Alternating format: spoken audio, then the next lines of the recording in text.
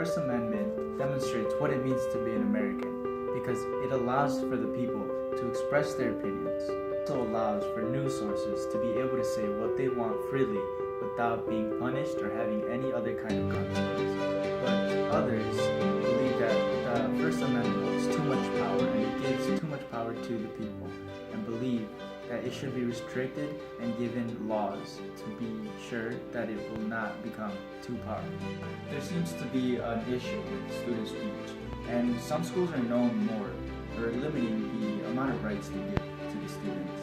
And to figure out why that is, we need to dive deeper into the history of students' rights and protests. It all starts truly in Iowa. Right here in Iowa was one of the most influential cases in all American history that has to do with student speech and rights. In 1970, the Vietnam War was a very controversial issue, and many students decided that it wasn't right for them to go to war, so they started protesting by wearing armbands. The school thought that this was wrong and censored them and suspended 2 students without any other reason besides their beliefs.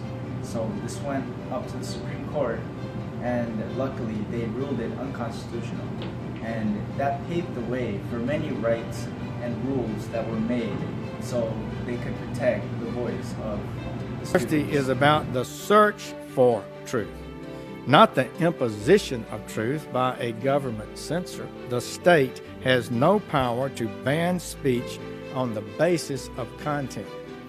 In this great land, the government does not tell you what to think or what to say. I don't think anybody can have too much free speech, with limitations being so long as it doesn't impede upon other people's rights or their safety.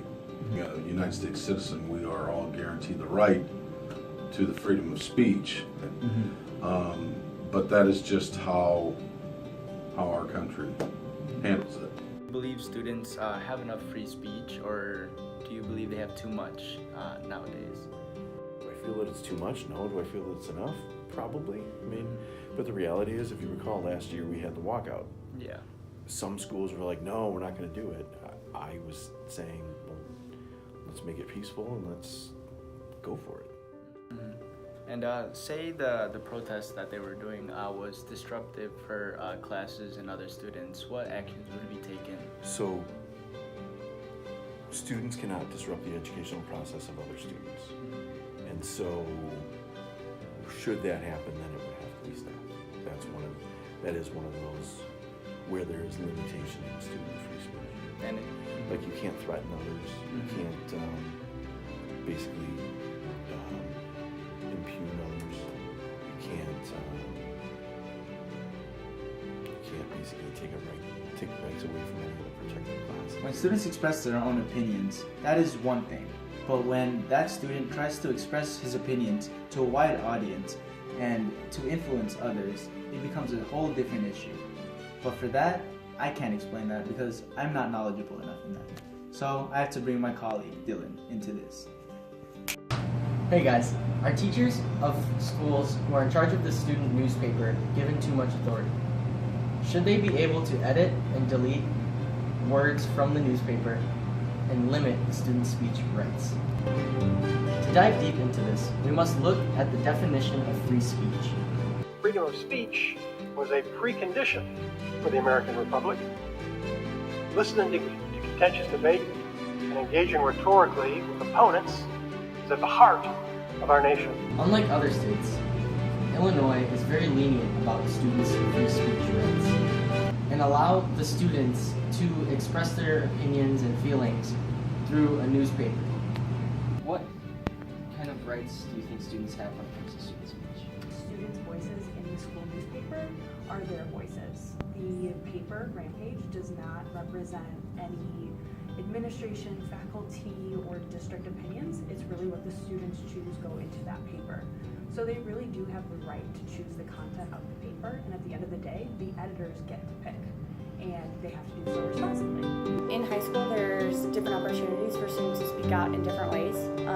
Most high schools have one, if not multiple, sources where students can write and have it published. Here we have 3 different sources: yearbook, inkblots, and the Rampage. Each kind of covers a different way of like having student speech. Are they looking more for like creative student speech or more of a journalistic style? So I think that high schools try to provide a very broad base for students to start getting their voice out there. It's like Missouri. Student speech rights are more limited. In the case of Kohlmeyer versus Hazelwood School District, the students' rights were limited because their newspaper article pages were deleted. They took this case to the Supreme Court, and it was later declared constitutional. It was declared constitutional because they went around the boundaries of free speech. Because of this court case ruling, many believe that students' rights should be limited more. To expand on this, I will bring my friend David. With this topic in mind, a student's right to free speech isn't taken away when he/she enters the building, but more so when they abuse the power given to them through the First Amendment. And the responsibility is to be able to express yourself in an appropriate manner and one that is not disruptive to the academic setting. I think sometimes that, that those lines can get blurred a little bit, and that's unfortunately where we have to step in and/or administration or staff. Okay. Student speech goes with them regardless of the place they're in. But when that individual disrupts that setting, that's when restrictions are put in place in order to limit that student's right to free speech. Superintendent at North and Central. Mm-hmm. Would you say that there's like limitations that you guys put on a student and like, I guess, their right to free speech? The students want. The students have an absolute right to freedom of speech, provided it doesn't like disrupt things. Yeah. Right? I mean, there's a limit to free speech even outside of schools, right? Yeah, You can't yell fire in a crowded theater, right? Yeah, You can't do something that's going to cause harm or make people panic unnecessarily, right? A school in Rhode Island has had students victimize themselves in order to limit others' free speech right. Groups on campuses to think of themselves an existential threat, and the Overall, the question shouldn't be how much free speech students should have.